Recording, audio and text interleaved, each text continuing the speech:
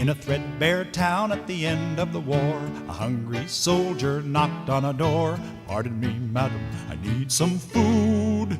Rum-dum-diddle-I food. I'm sorry, sir, but we are hungry too. There's no food left in the whole hungry village. Stone Soup by Marcia Brown. 3 soldiers trudged down a road in a strange country. They were on their way home from the wars. Besides being tired, they were hungry. In fact, they had eaten nothing for 2 days. "How I would like a good dinner tonight," said the first. "And a bed to sleep in," said the second. "But all that is impossible," said the third. "We must march on." On they marched. Suddenly, ahead of them, they saw the lights of a village. "Maybe we will find a bite to eat there," said the first. "And a loft to sleep in," said the second. "No harm in asking," said the third. Now the peasants of that place feared strangers.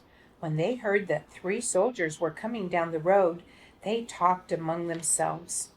"Here come 3 soldiers. Soldiers are always hungry, but we have little enough for ourselves." And they hurried to hide their food. They pushed sacks of barley under the hay in the lofts.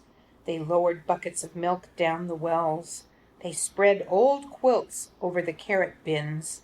They hid their cabbages and potatoes under the beds. They hung their meat in the cellars. They hid all they had to eat. Then they waited. The soldiers stopped first at the house of Paul and Francoise. "Good evening to you," they said. "Could you spare a bit of food for 3 hungry soldiers?" "We have had no food for ourselves for 3 days," said Paul. Francoise made a sad face. "It has been a poor harvest."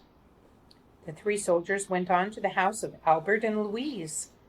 "Could you spare a bit of food, and have you some corner where we could sleep for the night?" "Oh, no," said Albert. "We gave all we could spare to soldiers who came before you." "Our beds are full," said Louise. At Vincent and Marie's the answer was the same. It had been a poor harvest, and all the grain must be kept for seed. So it went all through the village. Not a peasant had any food to give away. They all had good reasons. One family had used the grain for feed. Another had an old sick father to care for. All had too many mouths to fill. The villagers stood in the street and sighed. They looked as hungry as they could. The 3 soldiers talked together. Then the first soldier called out, "Good people!" The peasants drew near. "We are 3 hungry soldiers in a strange land. We have asked you for food, and you have no food. Well then, we'll have to make stone soup." The peasants stared. Stone soup? That would be something to know about. "First we will need a large iron pot," the soldiers said. The peasants brought the largest pot they could find. How else to cook enough? "That's none too large," said the soldiers, "but it will do. And now water to fill it and a fire to heat it." It took many buckets of water to fill the pot. A fire was built on the village square, and the pot was set to boil. "And now, if you please, 3 round, smooth stones." "Those are easy enough to find." The peasants' eyes grew round as they watched the soldiers drop the stones into the pot. "Any soup needs salt and pepper," said the soldiers as they began to stir. Children ran to fetch salt and pepper. "Stones like these generally make good soup, but oh, if there were carrots, it would be much better." "Why, I think I have a carrot or 2, said Francoise as off she ran. She came back with her apron full of carrots from the bin beneath the red quilt. "A good stone soup should have cabbage," said the soldiers as they sliced the carrots into the pot. but no use asking for what you don't have.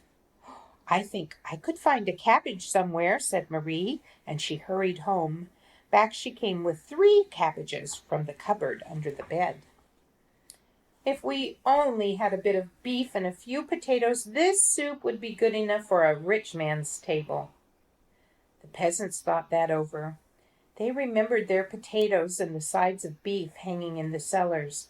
They ran off to fetch them. A rich man's soup, and all from a few stones? It seemed like magic. Ah, sighed the soldiers as they stirred in the beef and potatoes, if we only had a little barley and a cup of milk, this soup would be fit for the king himself. Indeed, he asked for just such a soup when last he dined with us. The peasants looked at each other. The soldiers had entertained the king?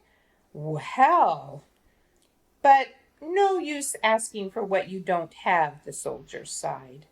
The peasants brought their barley from the lofts. They brought their milk from the wells. The soldiers stirred the barley and milk into the steaming broth, while the peasants stared. At last the soup was ready. All of you shall taste, the soldiers said, but first a table must be set.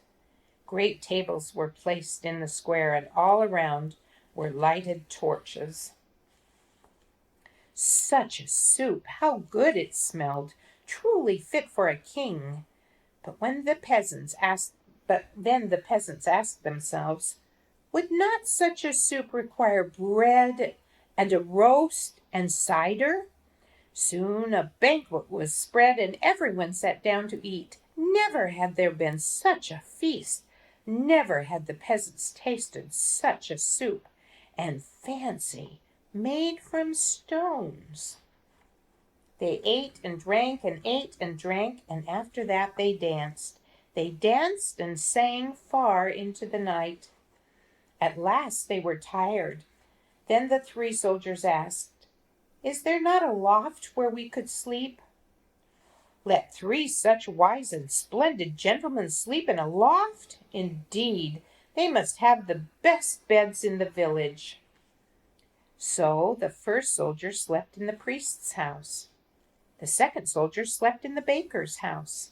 And the third soldier slept in the mayor's house. In the morning, the whole village gathered in the square to give them a send-off. Many thanks for what you have taught us, the peasants said to the soldiers.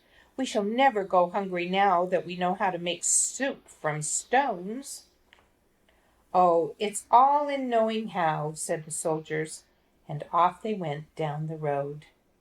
So the soldier marched to the center of town. Hear ye, gather round. He picked up a stone and gave it a kiss. Let's make soup out of this. What? Soup from a stone?